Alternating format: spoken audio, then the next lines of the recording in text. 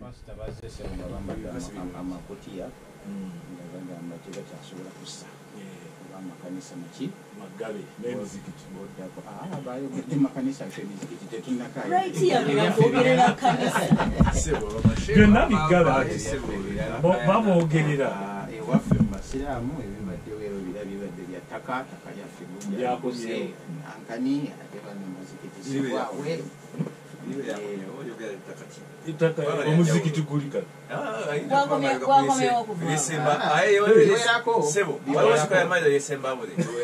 bakulinde byewe bakanoka approach byonna bigattirawo wamuntu wanga square mile nambe December bode square mile bili omuntu waliwo omunene yajja n'agamba yamanya ndibagenda kuyitawo oyero pipeline n'agamba atesimanyi kandabe byonna bibadde awo mu bufunze mukulu mvula okujjako nga kakanda alina ekirala kyagamba kikikutama n'ebyenjigiriza mukulu mvule wiiki eno bibadde nga bitazzeemu omukoosi nga minisitule ya health yawandiikidde negiwa olukalala nga mu byo mukyala Kyenge ne ttiimu y'oba National Task Force eriko n'abajaasi nga batwagaza abaana 10 mu kibiina n'omusawo w'enkalakalira resident nurse kibaddewo ababaddewo bayina education bagambye nti ababadde banyumya mu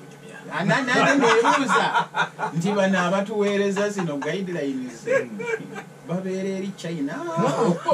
naye nagenda okusoma minisita naye yasomera wano ku Shimo. The truth of the matter is that the Uganda story, COVID, is a success. Yes, yeah, it's turning out to be a success, and experts bali wano kunoonya kulwaki eri success bwendi. Maybe mu Kampala temuli bakadde kyebaba batafa. Bakyanoonya, but so far it's a success. Kati oli wakugamba nti obeera resident nurse, I agree. Ne ku radio Simba wano ayanda badde atukebera temperature. wali tabakebera Nurse. sinanze walabako muserikale w'ekebera temperature. nedda bakebera emulago obuzibu bwayo omusana alowooza nti nansi anakwa mukazi eyalabanga eri ewawe naye omanyi okuzera abatuuliriza bakasole new normal nti abasirikale kati bebakebera bannansi era ekiri that is the new normal even at mulago ku ddwaliro era abasirikale bebakebera kyeŋŋamba kati omuserikale ayina emundu wano ate yakebera temperature. Yes, ayinza okukuwa ekyase nga temperature zuliringa 50 naye twakadda kati oyinza okumukolera mu kukolola naga ompadde nankani covid nakuwa ekyase. So I agree with the Minister of Health that ayanda badde akebera should be na kanyaga kulaba gye baana abajja because wano kusimba twetagawo bannansi naye ndowooza amasomero gonna ekyo si kipya zibadde ne zebayita sick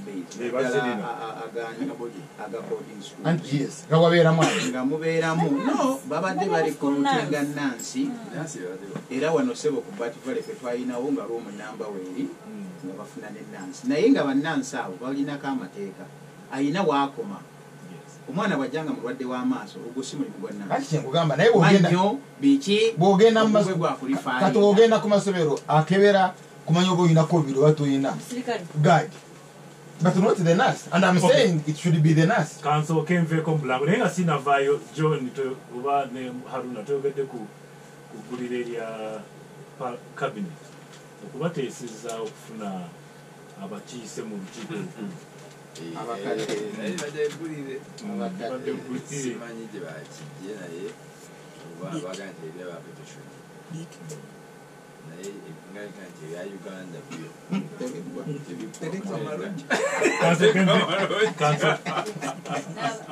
okay. n'abaana balina okufuna abakiise kubanga abaana bali population yaabwe 46% ey'eggwanga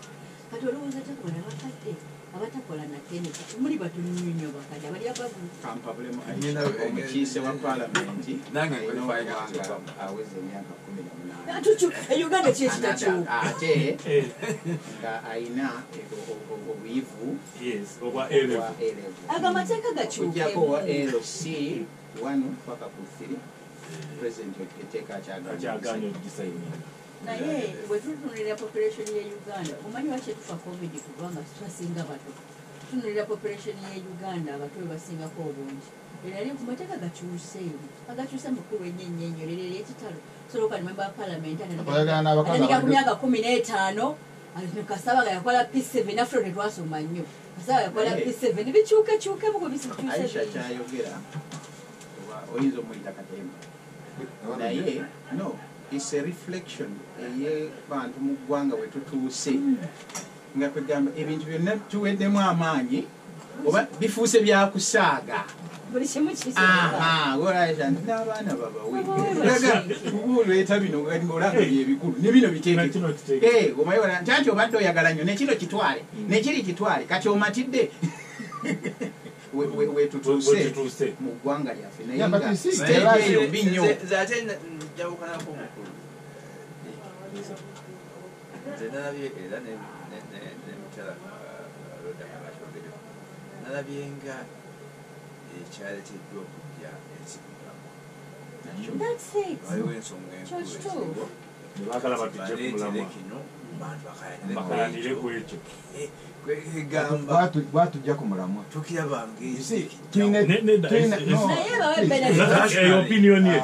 opinion yange ndebanga we bali abakoze nti tukole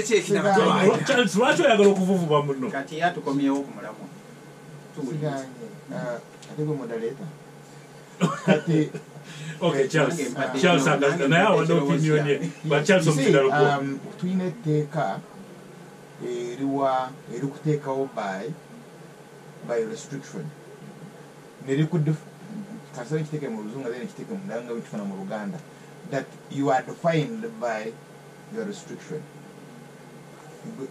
wajja kubeerawo kabaka naye teyeetabe mu kalulu full stop so oli kabaka iteeka likutaddewo as kabaka but defining you by restriction not defining you by your right or responsibility keraze kyogenda okukola kati oyina abakulembeze kweyita ab'ennono naye nga tebakkiriza bakubeera mu byabufuzi but culture is politics kati ana abakiikira abakadde ano ab'ennono because ab'ennono is politics ennono is politics it's like religion is politics naye nogamba reverend asobola okubeera mu politics right but a cultural leader takkirizibwa kubeera mu politics and tebakiikirwa so oyina etteeka eriri including likuteekako as UPDF ate nezikuba ne right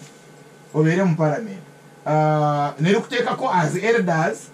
ate nelikuwa right kimwe ne UC ne women those kind of groupings but bo teribagaana so Charles kikyogamba nti so Aisha Kabanda is right in a sense that nti bwogamba nti grouping zonna zotaddeko oziwe representation then it's time naziri zewagaana okwetaba nazo bazigulirewo because bano elders basobola okwesimbawo